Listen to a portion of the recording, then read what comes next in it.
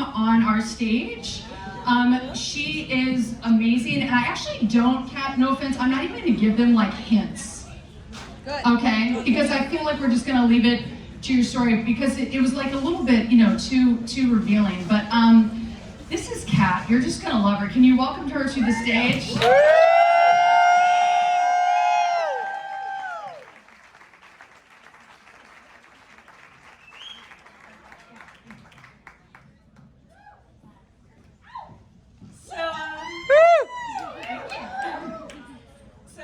I grew up in an Asian family, and I was a bit of an odd child.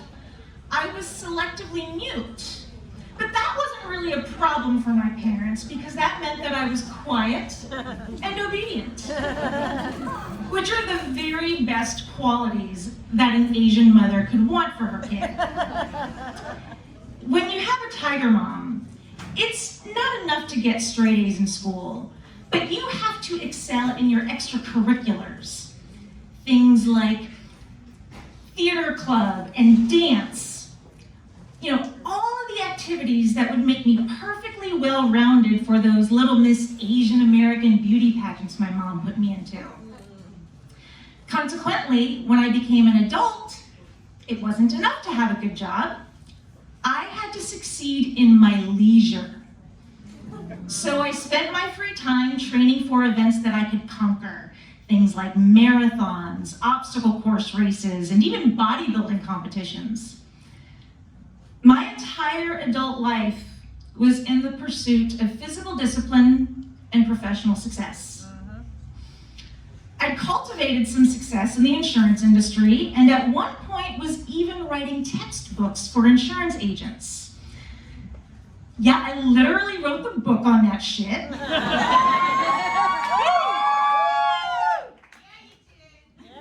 So you could say I was fairly successful.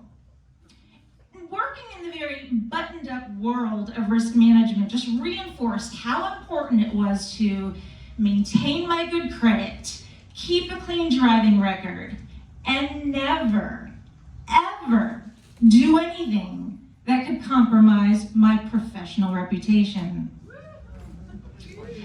One of the things that I loved about my job was all the travel that came with it. But then the shit show that was 2020 came along. COVID shut everything down. I was no longer traveling, and I realized this job is sucking my fucking soul. On top of that, all of the gyms are closed.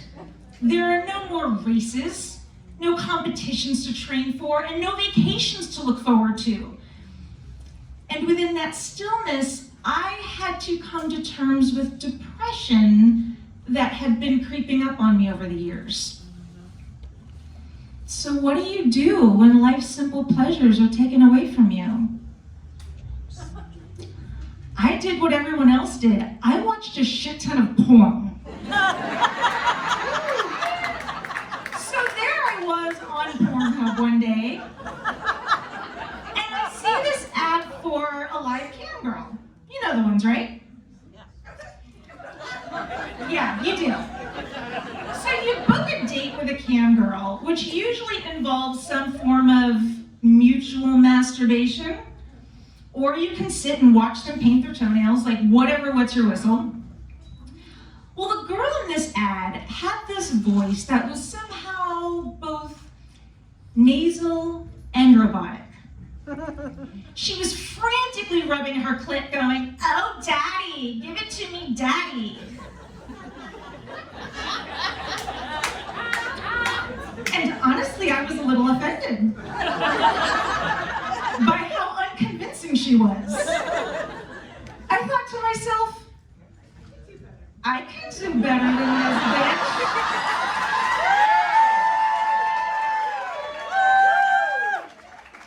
But you should know, okay, I am a mother. And I'm a professional in a fairly conservative industry. I've never even sent nude photos to my husband. I've read the stories of people getting hacked, and I can't afford to let photos of my lady bits ending up in the wrong place. But we we were in the throes of a global pandemic. Everybody was living in perpetual goblin mode. Our country was a burning dumpster fire and nothing mattered anymore. So I said, fuck it, I'll create an OnlyFans page.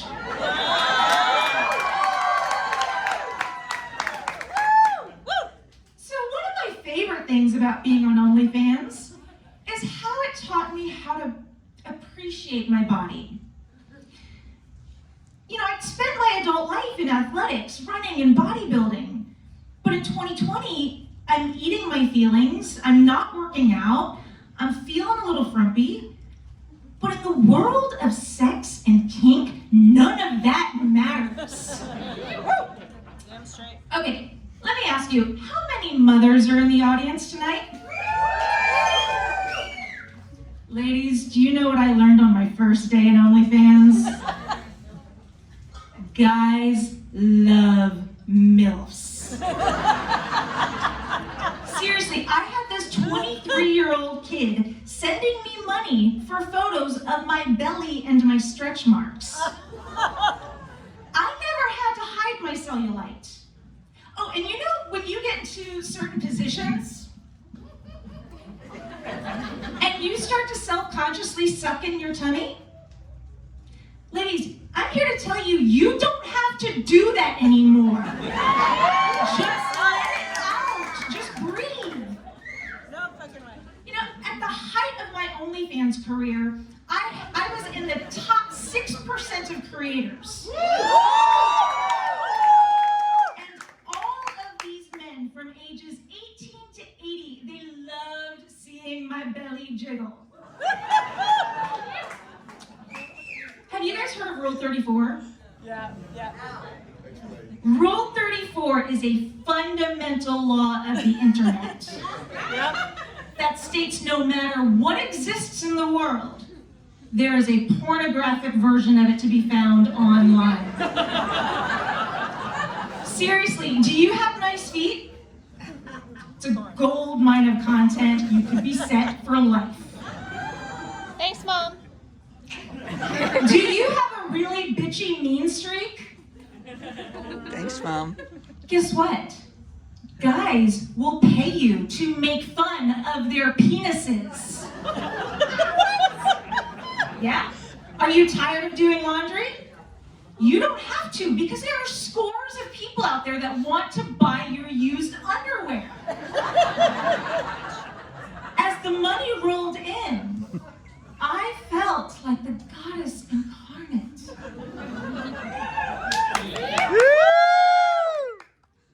Now, eventually, businesses started to slowly open up, but you know, we're still all facing the shell shock of the pandemic. And yet, despite this collective trauma that we're all experiencing, the people that I'd start running into all commented on my new aura. So what's going on with you, Kat? Why are you so happy these days? Now, it would have been easy to chalk up the aura to all the orgasms I was having, but it really was beyond that. First of all, embracing this newfound kink with my husband, like it just deepened our connection on so many levels. Aside from the sex, I mean, we were having so many new conversations we'd never had before. We were telling each other our wildest fantasies with zero shame. Sex became fun again. Sex became a way for us to enjoy new adventures together and adventures with other people. So, side note, my husband and I are polyamorous. So we actively encourage each other to, date other people. And I needed to find some willing co-stars for my content. And yet, although everybody wants to feel seen and everybody wants to feel validated, my enjoyment of OnlyFans went beyond my own personal validation. For my fans, I became a safe space. Someone that they could talk to about their fears and their failures and their fantasies with no judgment. And do you know what I learned about fantasies? I learned that our core desires and our kinks are a way for us to resolve some of our deepest childhood wounds. That is some real Freudian shit. But my exhibitionism enabled me to feel the freedom and bodily autonomy that I was never given as a little girl forced to go to charm school. And when I was able to tell my husband all of the things that were locked away in the most shameful corners of my imagination, I began to heal myself and my inner child in a profound and fundamental way. All of the cyber sex was just a juicy cherry on top.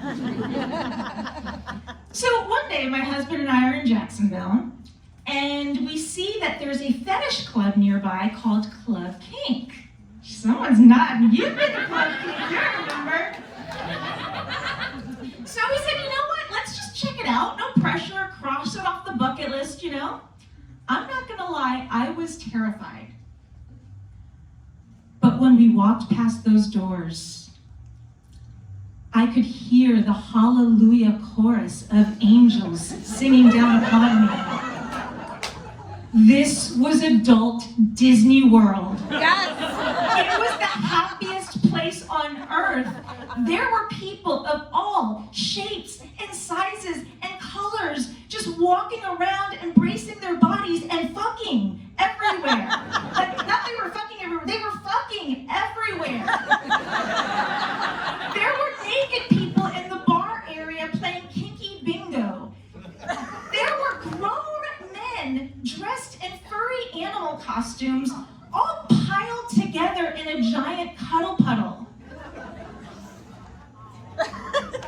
These were my people. It was such a gift to be surrounded by people who are embracing their most authentic selves and doing so with acceptance and encouragement. Don't we need more of that in this world? Amen. So over time, all the money that I was making on OnlyFans was being invested in lingerie and dildos. Ooh, and I got this really cool toy called a Highsmith machine. Honey, I'm sorry, you might want to close your ears for this. I got this really cool toy called a Highsmith machine, which is literally a fucking robot. Someone knows what I'm talking about. We're gonna hang out later, I hope you. So, but it was like Wi-Fi and Bluetooth enabled, so when I had a date with a fan, I could send them a link and they could control the speed of the robot.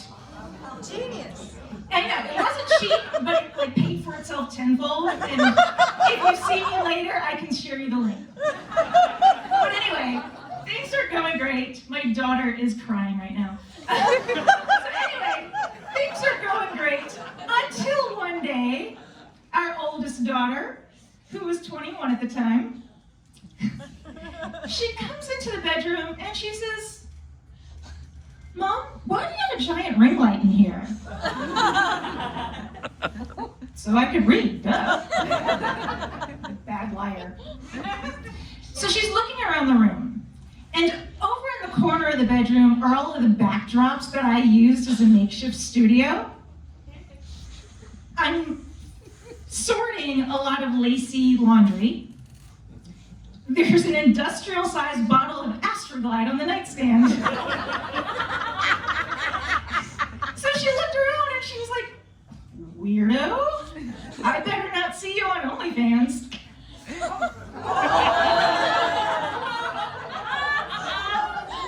What? I've never heard of that. I don't know what OnlyFans is.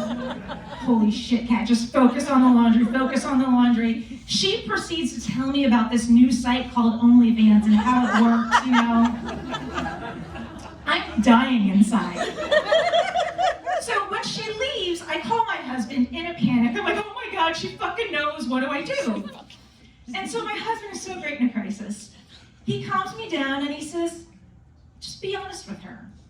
And if you're honest with her, you can control the narrative.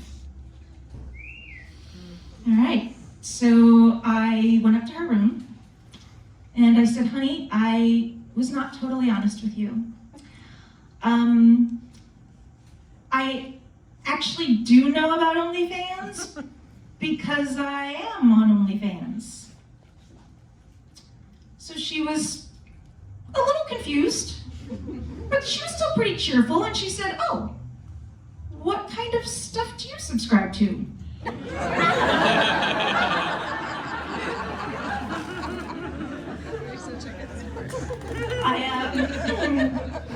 I don't subscribe. I'm a creator.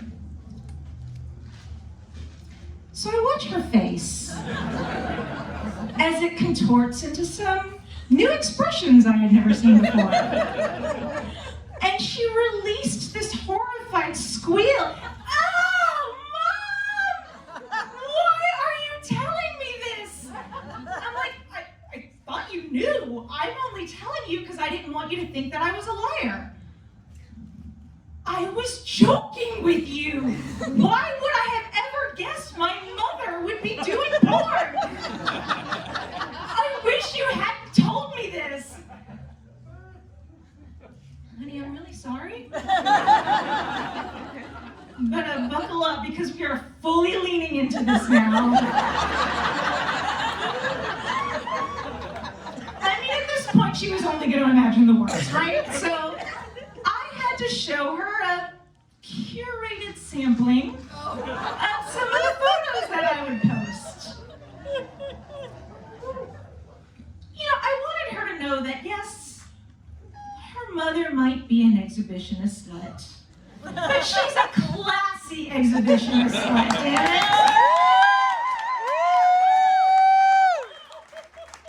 But you know, it opened up a lot of really great dialogue. You know, I told her how empowering it was for me, and she challenged me, as kids do, by asking, well, what would I do if she wanted to have an OnlyFans page? And I said, honestly, if you're doing things out of your own free will, and not out of desperation or the false belief that your self-worth is based in your sexuality, then you do you, baby girl.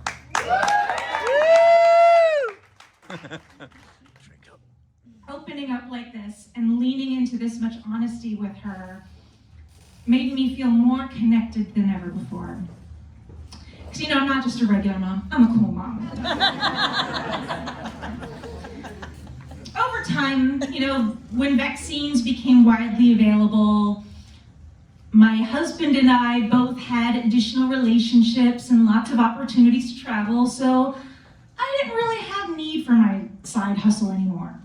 So I closed down my OnlyFans, and life went on. My marriage was still great, full of wonderful, soulful communication and love. Our sex lives were still fun and wonderful. I had even gotten this new job and was hosting an insurance-related podcast that was taking off. I was becoming a rock star in my field and was more successful than ever. But I lost all interest in it. I lost interest in a lot of things, actually. Things that I could have done in minutes with my eyes closed were now taking me months to complete. There were hours of my day that were totally unaccounted for that I just completely disassociated and blacked out. And this wasn't a matter of apathy or willpower. My brain was broken and I couldn't understand why. I'd soon come to learn that what I was experiencing was something called autistic burnout. But since all this happened before I was diagnosed with autism, I just thought that it was an ADHD issue and that my ADHD brain needed a little dopamine. Some novelty, if you will. So what does a polyamorous woman with severe ADHD do when she no longer has an OnlyFans account? Well, I went on Bumble. Honestly, I didn't even have any plans to date anybody. You know, at this point, I have a husband, I have a boyfriend. Fellas, if you see me on Bumble, I'm just there to window shop, okay? But I actually matched with this guy who we had mutual friends. He was also in an open relationship, so we started chatting. But the depression continued to get worse. And it got bad. And it got dark. And I had to actually stop working so that I could focus on getting help immediately. No, I wasn't in therapy, all I could do was sleep. I had a date with the Bumble guy lined up, but the depression got so bad that I couldn't even leave the house. After a few weeks of postponing, I eventually was able to shower and brush my teeth, and so I met him out for coffee, and I just told him the truth. I said, look, I am in the middle of a major depressive episode. I'm not in a place to be dating. Only reason why I made a Bumble account was because I just needed a spark. I needed a jolt of something new and exciting. Well, he said, well, thank you for being honest. I'm a scientist, and if it's dopamine that you need, I think I can help. How much do you know about BDSM? Now, so for those of you that don't know, BDSM stands for bondage, discipline, sadomasochism. I'm a princess. I want my lovers to worship and spoil my body. I have no intentions of having pain intentionally inflicted upon me. But I was just coming out of a suicidal hellhole. So I figured, why the fuck not? Sure, you can smack me around. So that's what he did. He took me to his dungeon, which was, I shit you not, in an abandoned building around the corner. He suspended me from the ceiling with chains. He whipped me, and he electrocuted me. God, you guys, it was fucking amazing. Oh, and the crazy thing is despite all this pain that he was inflicting upon me, there was something gentle and sweet to his actions. On one hand, he was this mad scientist, and I was a lab rat in his experiment, and he was testing my limits. But on the other hand, he was so attuned and in touch with my mental and emotional state. And BDSM isn't always about sex. In my experiences at Club Kink, I have been able to witness some of the therapeutic benefits of sex play. And now, within the confines of this stranger's sketchy little dungeon, which, by the way, is no longer usable because the ceiling recently collapsed. But here, in his dungeon, I was finally able to quiet all of those internal, self-loathing voices and was able to relinquish total control. And the very thing I had been working on in my therapy was this lifelong anxiety that I've had around perfectionism and control. You guys, this wasn't orgasmic. This was transcendental. So we talked about kink, not just as sex play, but as an art form. And in that conversation, he casually mentioned some schools that I could go to become certified in embodied sex therapy. Wait, what? I can go to school and learn what I can make a living out of this? There ain't no fucking way I'm going back into insurance. So I immediately cashed out my retirement, paid my tuitions for multiple sexology schools, and began my work as a sex and intimacy coach. Now, I don't actually engage in BDSM or kink with my clients. Not technically. But I do work with people that want to learn more about it. A lot of people reach out to me because they want the skills and confidence to become better in bed.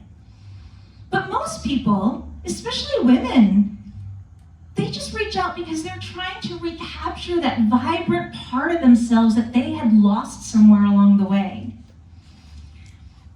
I get to help people use their bodies, their emotions, and their innate erotic energies as a source of self-discovery. Because before you can become an excellent lover, you have to ask yourself, what feels good for you? What are your deepest fantasies? And what wounds are you ready to heal? I get to help people find that. I get to help people have better sex. And I get to help people heal. So I get to hold my head high and with self-respect look at my kids, my community, and a room full of you motherfuckers, and say, I am a proud sex worker.